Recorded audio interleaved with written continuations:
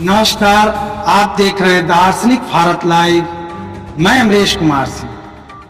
इस वक्त हम आए हुए हैं विश्व प्रसिद्ध हरिहर क्षेत्र सोनपुर के बाबा हरिहर नाथ न्यास परिषद के परिसर में, जहां की आज एक ऐतिहासिक पुस्तक का लोकार्पण होने वाला है, जिसके लेखक हैं धर्म जागरण बिहार झारखंड के प्रचार प्रमुख सूबेदार जी। उस पुस्तक का नाम है महाराजा हरि सिंह। महाराजा हरि सिंह जो जम्मू कश्मीर के महाराज हुआ करते थे और आज जो धरती स्वर्ग का टुकड़ा माना जाता है जम्मू कश्मीर और भारत का एक अभिन्न अंग है, वह देन महाराजा हरि सिंह का है। आज उन्हीं हरि सिंह की गाथा को व्याख्या करता यह पुस्तक महाराजा हरि सिंह का लोकार्पण होने वाला है और इस दौरान बिहार के कई माननीय गण्यमान्य नेता और समाज सेवियों का आगमन होने वाला है। इस अवसर पर यहाँ के हम एक एक पहलुओं को दिखाने का प्रयास करते हैं। माननीय विधान परिषद के सदस्य राजेंद्र गुप्ता जी का स्वागत है।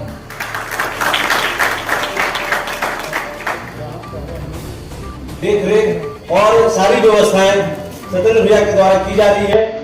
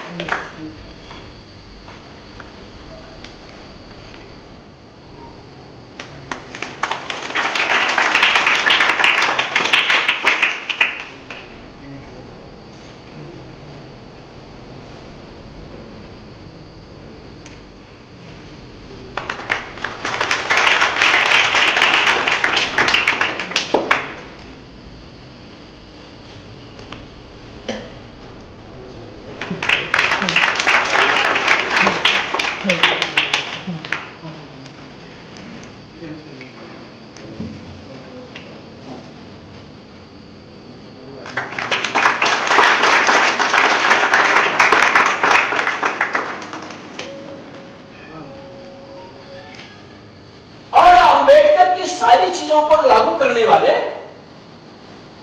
पूरे भारतवर्ष में कोई था तो पहले महाराजा हरि सिंह, जो इंग्लैंड के अंदर बोर्ड में सम्मेलन हुआ। उस बोर्ड में सम्मेलन में डॉक्टर अम्बेडकर भी थे और भारतीय राजाओं का नेतृत्व करने वाले उनके प्रतिनिधि के रूप में महाराजा हरि सिंह। महाराजा हरि सिंह और डॉक्टर भीमराव अम्बेडकर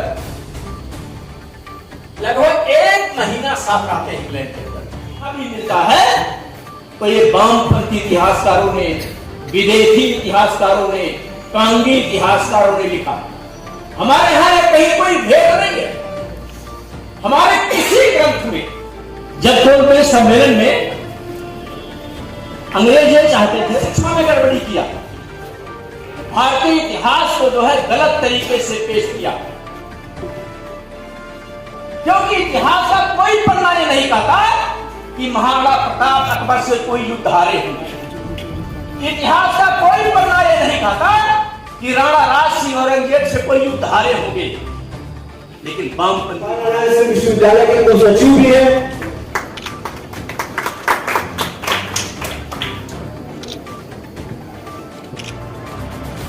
हरि ओम चंद्रमा मनसो जातः चक्षुः सूर्यो अजायत श्रोत्राद् वायुश्च प्राणश्च मुखादग्निरजायत अग्निर्ज्योतिर्ज्योतिरग्निः स्वाहा सूर्यो ज्योतिर्ज्योतिः सूर्यः स्वाहा अग्निर्वर्चो ज्योतिर्वर्चः स्वाहा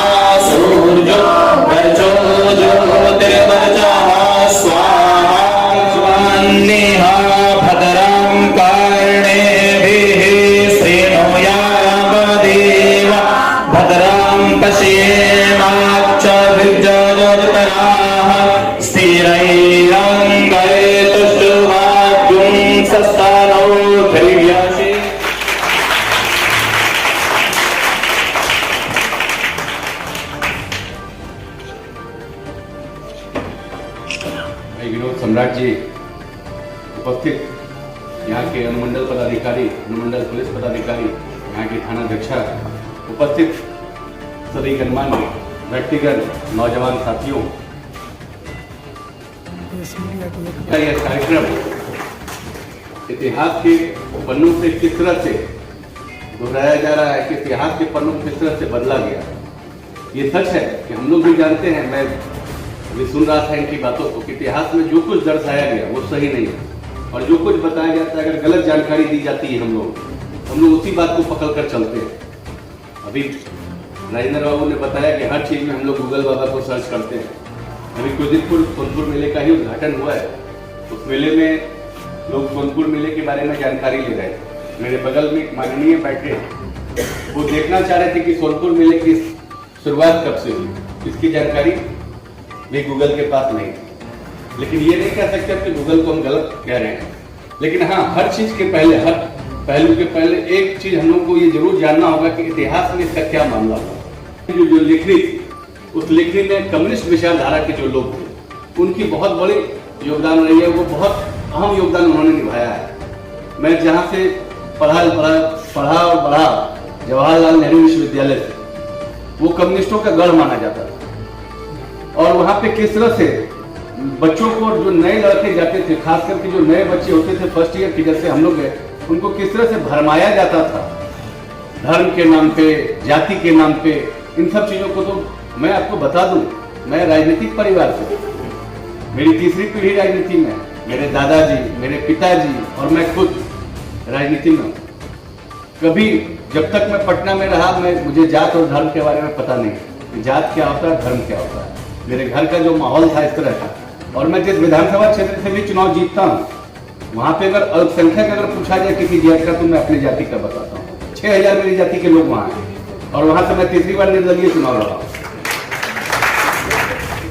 मंच पर उपस्थित धर्म जागरण समन्वय के क्षेत्र प्रमुख सूबेदार भाई साहब, मंचासीन साध्वी लक्ष्मी माता, धर्म जागरण के प्रांत प्रमुख विजय यादव जी, महाराजा हरि सिंह पुस्तक का लोकार्पण भव्य तरीके से किया गया है।